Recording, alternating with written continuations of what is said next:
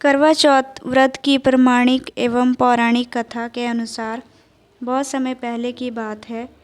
एक शाहूकार के 7 बेटे और उनकी एक बहन करवा थी। सभी सातों भाई अपनी बहन से बहुत प्यार करते थे, यहाँ तक कि वे पहले उसे खाना खिलाते और बाद में स्वयं खाते थे। एक बार उनकी बहन ससुराल से मायके आई हुई थी। शाम को भाई जब अपना व्यापार व्यवसाय बंद कर घर आए तो देखा उनकी बहन बहुत व्याकुल थी। सभी भाई खाना खाने बैठे और अपनी बहन से भी खाने का आग्रह करने लगे, लेकिन बहन ने बताया कि आज उसका करवा चौथ का निर्जल व्रत है और वह खाना सिर्फ चंद्रमा को देखकर उसे अर्घ देकर ही खा सकती है। चूँकि चंद्रमा अभी तक नहीं निकला था, इसलिए वह भूख से व्याकुल हो उठी है। सबसे छोटे भाई को अपनी बहन की हालत देखी नहीं जाती है और वह दूर पीपल के पेड़ पर एक दीपक जलाकर चलनी की ओट में रख देता है।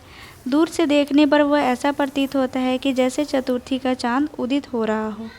इसके बाद भाई अपनी बहन को बताता है कि चांद निकल आया है, तुम उसे अर्घ देने के बाद भोजन कर सकती हो। बहन खुशी के मारे सीढ़ियों पर चढ़कर चांद की ओर देखती है। उसे अर्घ देकर खाना खाने बैठ जाती है। वह पहला टुकड़ा मुंह में डालती है तो उसे छींक आ जाती है। दूसरा टुकड़ा डालती है तो उसमें बाल निकल आता है और जैसे ही तीसरा टुकड़ा मुंह में डालने की कोशिश करती है, उसके पति की मृत्यु का समाचार उसे मिलता है। वह बौखला जाती है।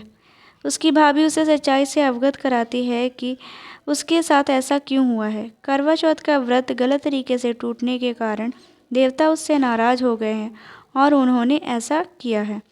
सच्चाई जानने के बाद करवा निश्चय करती है कि वह अपने पति का अंतिम संस्कार नहीं होने देगी और अपने सतीत्व से उसे पुनर्जीवन दिलाकर रहेगी। वह पूरे 1 साल तक अपने पति के शव के पास बैठी रहती है, उसकी देखभाल करती है। उसके ऊपर उगने वाली सुई नुमा घास को वह एकत्रित करती जाती है। 1 साल बाद फिर करवा चौथ का दिन आता है। उसकी सभी भाभियाँ करवा चौथ का व्रत रखती हैं। जब भाभियाँ उससे आशीर्वाद लेने आती हैं तो वह प्रत्येक भाभी से यम सुई ले लो, पी सुई दे दो, मुझे भी अपनी जैसी सुहागिन बना दो, ऐसा आग्रह करती है। लेकिन हर बार भाभी उसे अगली भाभी से आग्रह करने का कह चली जाती है। इस प्रकार जब 6ठे नंबर की भाभी आती है तो करवा उसे भी यही बात दोहराती है। यह भाभी उसे बताती है कि चूँकि सबसे छोटे भाई की वजह से उसका व्रत टूटा था, अंत उसकी पत्नी में ही शक्ति है कि वह तुम्हारे पति को दोबारा जीवित कर सकती है। इसलिए जब वह आए तो तुम उसे पकड़ लेना और जब तक तुम्हारे पति को जिंदा न कर दे उसे नहीं छोड़ना। ऐसा कहकर वह चली जाती है। सबसे अंत में छोटी भाभी आती है। करवा उसे भी सुहागिन बनने का आग्रह करती है, लेकिन वह टाल मटोली करने लगती है। इसे देख करवा उन्हें जोर से पकड़ लेती है और अपने सुहाग को जिंदा करने के लिए कहती है। भाभी उससे छुड़वाने के लिए नोचती खटसोटती है, लेकिन करवा नहीं छोड़ती है।